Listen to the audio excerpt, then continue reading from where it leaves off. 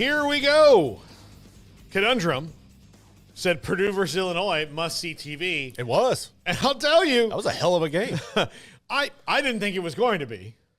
But it was 50-49 in overtime. And Purdue lost because they took a sack on the two-point conversion they tried to go for and win the game.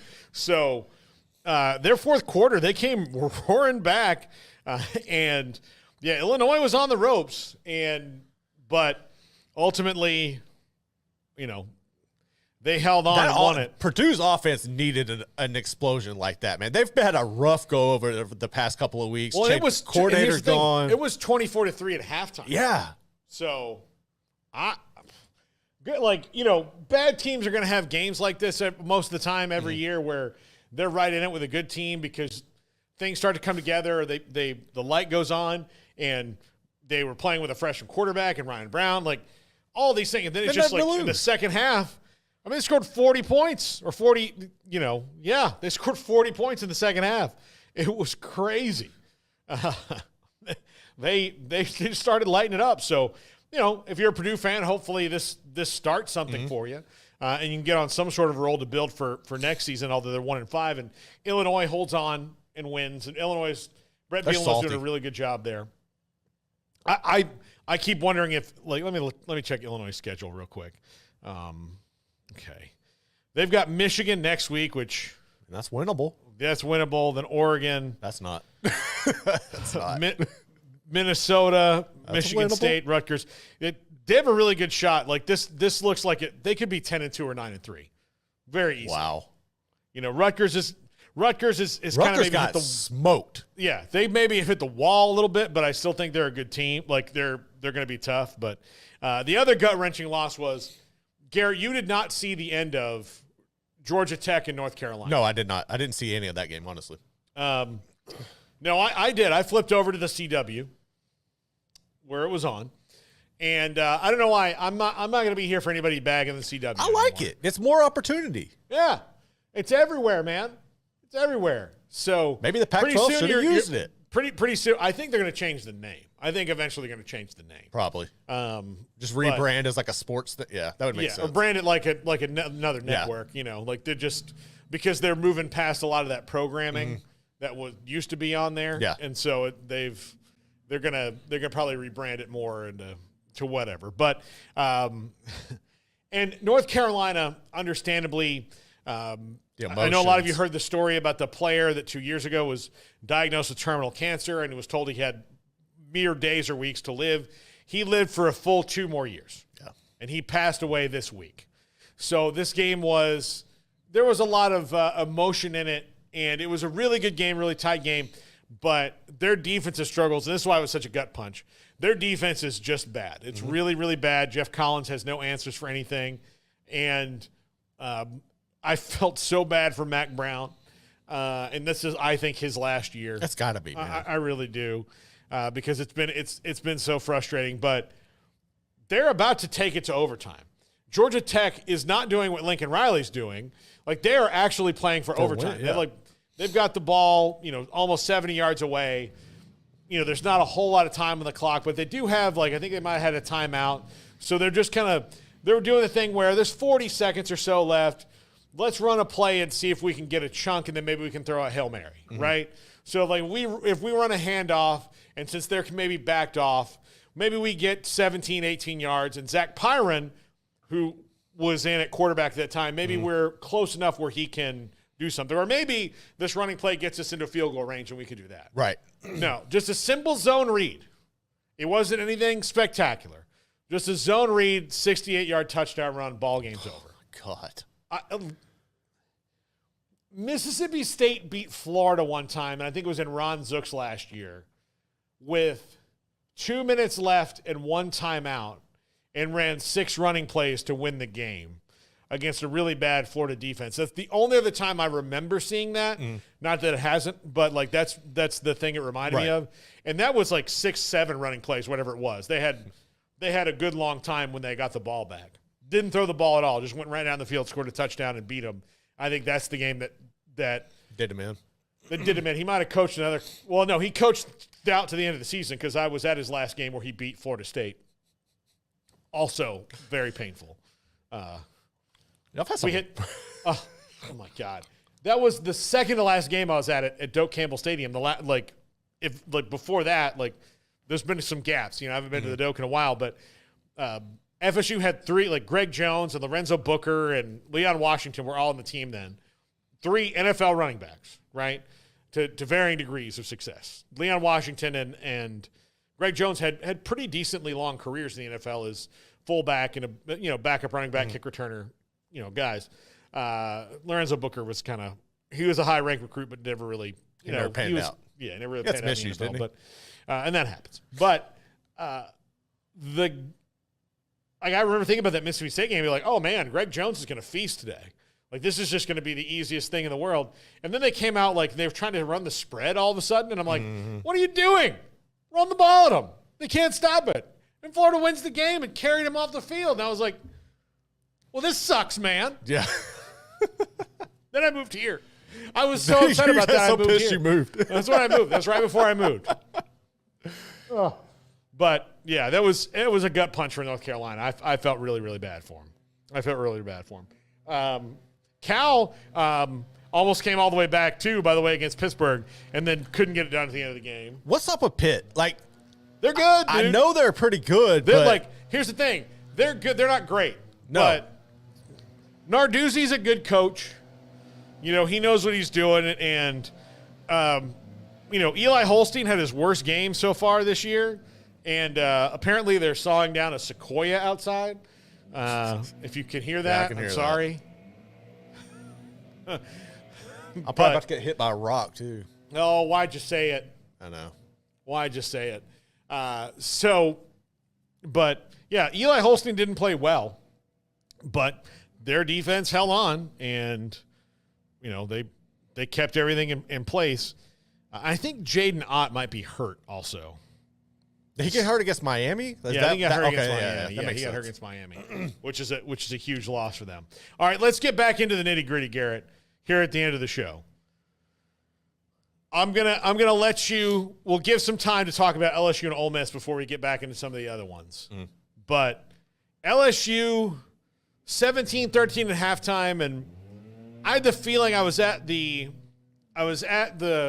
brewery where we were doing the comedy show, and I was watching it during an intermission, and LSU looked like they were in it, but it just kind of looked like they were a step behind Ole Miss in the first half.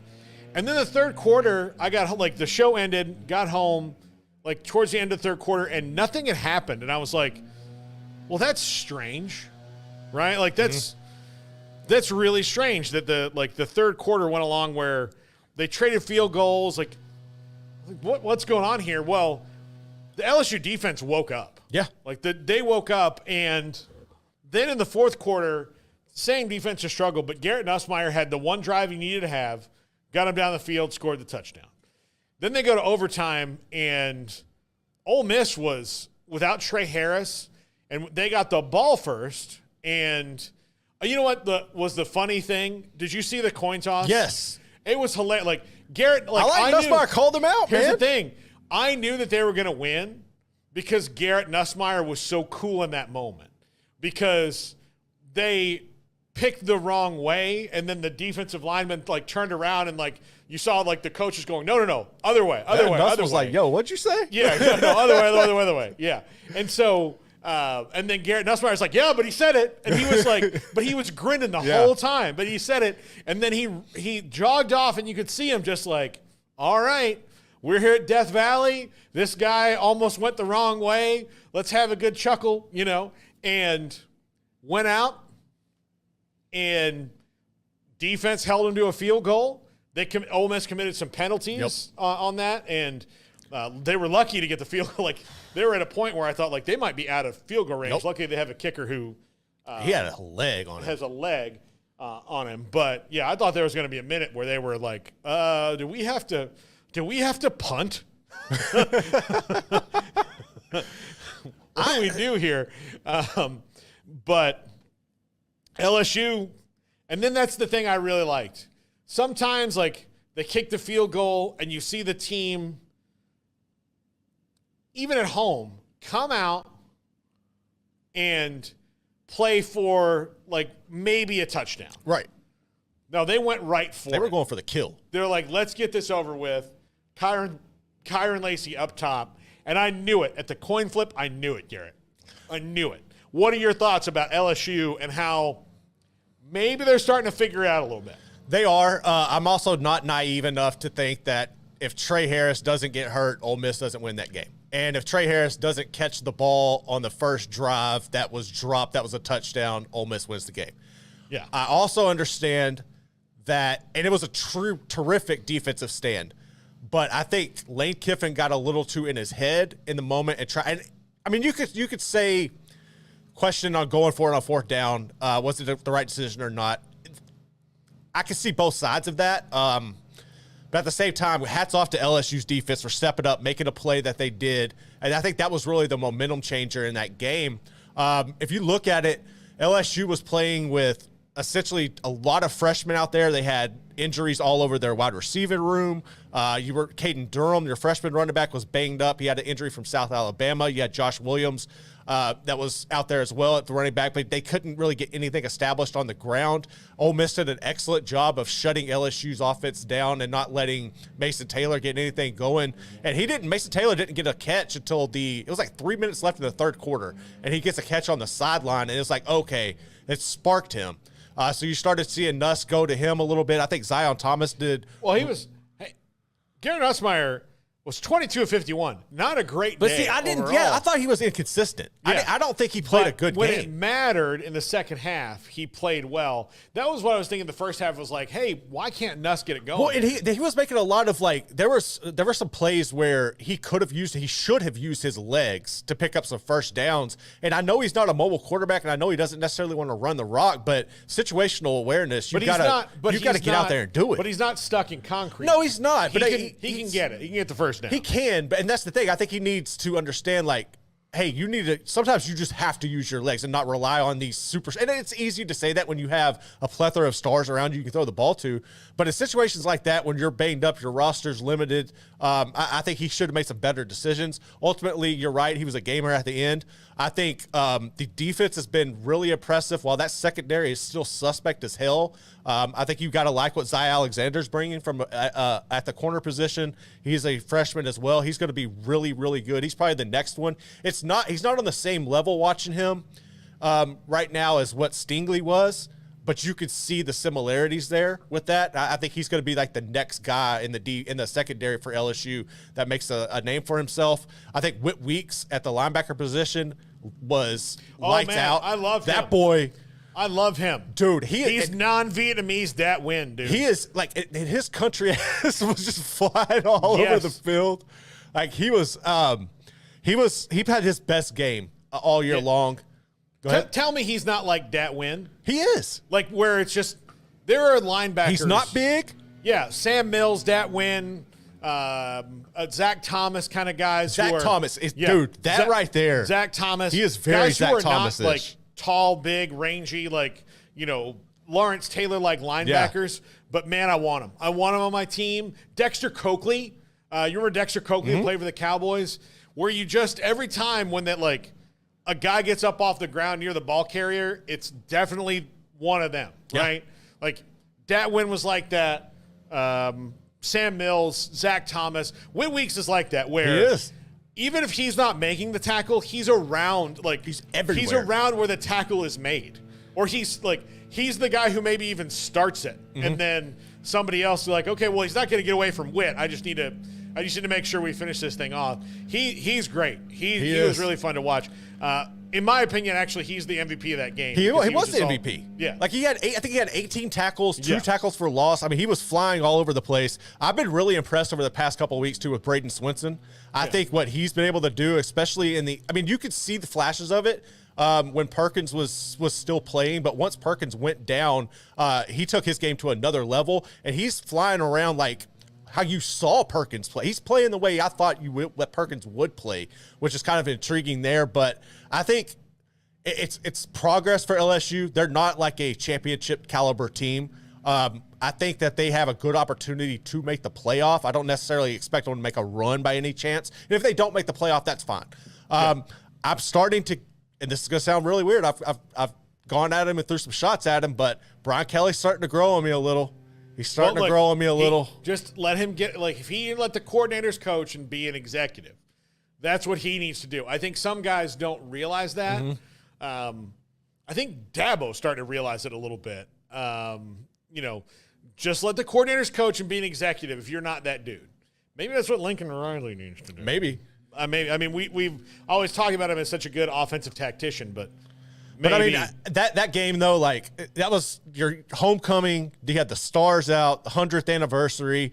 I didn't necessarily enjoy the field storming because I didn't think like it was different for a moment. You've beaten Ole Miss before. I know, but that's where I was kind of with this. Is like this wasn't like a big win to field storm, but given the 100th anniversary and how I was like, okay, whatever, do what you want to do. Party. Amanda asked me, she goes, has it been a while since they've beaten Ole Miss? I'm like, 2 years. Yeah, I was like, okay. They beat them 2 years ago. I didn't like it, but the more I thought about it, I was like, okay, I get the circumstance with it, whatever. I've got to just give up that, like, kids are going to storm the field. And it was the atmosphere was unreal. Yeah, I've talked to a ton of recruits that were there. They were blown away by the atmosphere. It was that was a hell of a night in Baton Rouge. We've talked a little bit about Oregon and Ohio State, and that was a great, like, it was 32-31, 3-2. Like, that's exactly how that game should have gone. Mm-hmm. You know, one way or the other. It was a 1-point game. My opinion about Ohio State hasn't changed, although what I think we did see, and this is the, like, outside of Dylan Gabriel, like, stamping his name in the Heisman conversation because he just does so well in big games, I think the opposite is true of Will Howard. He's what I thought he was. In most situations. He made a really bad decision when he had to. I kept thinking about that Texas game last year where they really should have won that game. They should have. And they were right in position to do it. And whether it was play calling or execution or a combination of both. It was a combo of both. Whatever happened down there, you know, when you have, like, the fourth down play they ran was the worst fourth down play ever. And Will Howard made it even worse. And I think he's good, but I do think that, you know, in the scenario that he's in, like, the better quarterback wound up making the play and winning the game than they had to, which Dylan Gabriel scored the winning touchdown, right? So, like, Will Howard made a very questionable, like, it's just a bad decision at the worst possible time. Even still, like, everybody's on Will Howard, but Oregon had them in that situation where there was not a lot of stuff that could have happened. Right. But he should have thrown a Hail Mary. Like, no, he should have. Yeah. I mean, that's the ball should have been out of his hands. I also, like, last week we were talking about this game, and we were talking about the environment, and I was mentioning, like, I thought that environment wouldn't be that big of a deal because a lot of the Ohio State players have gone into raucous environments before. There was a lot of talk coming out of that from national pundits about, is Autzen the loudest stadium in the Big Ten, which I thought was kind of interesting, but hats off to them, man. Those people showed up. It's not a big stadium, but they put on a show. They came out to rock, and Oregon's fun, man. I love Dan Lanning. Yeah. No, absolutely. Absolutely. He also, did you see him after the game? Yeah.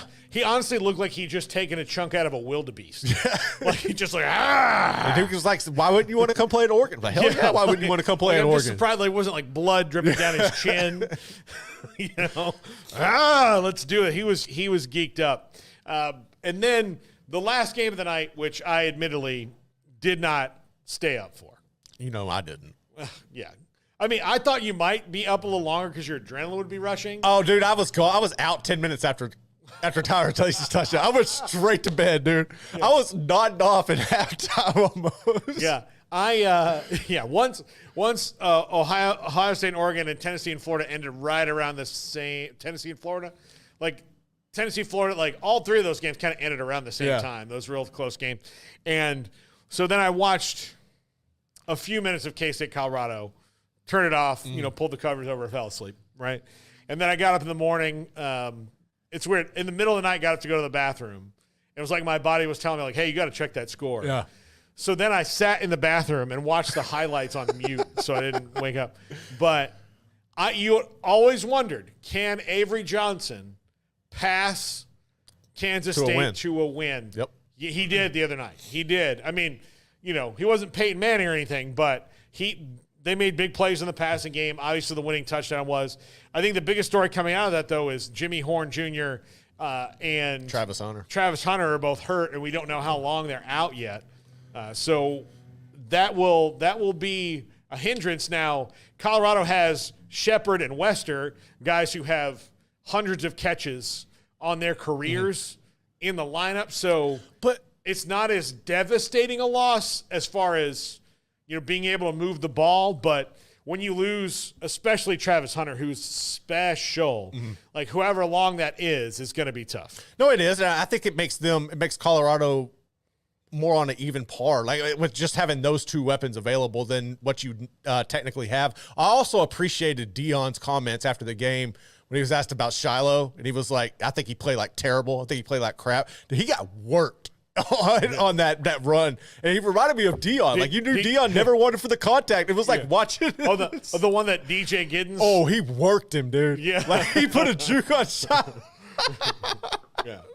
Yeah. Oh my God. But yeah, I appreciated those comments from Deion being pretty candid though. But no, Colorado's still good. But hats off for Kansas State going in there and getting that win. I mean, that was one that they needed to. Kind of a redemption game for them to kind of right where they're at right now. But you know what? That's to be expected. Yeah. Yeah.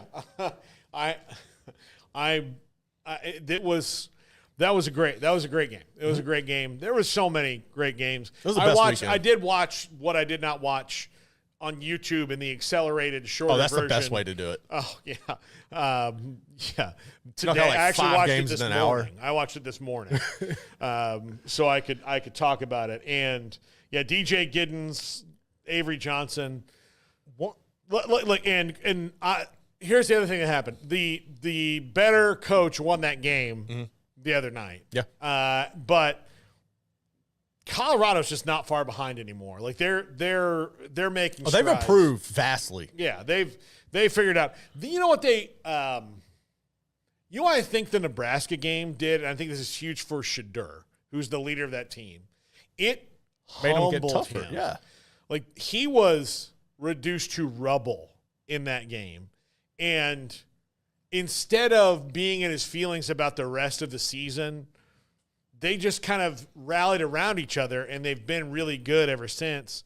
Even the other night, they were good. They came up, like Travis Hunter got hurt very early on in that game, and they still, they still were like, okay, next thing, let's go. Jamie Horn got hurt. Next thing, let's go.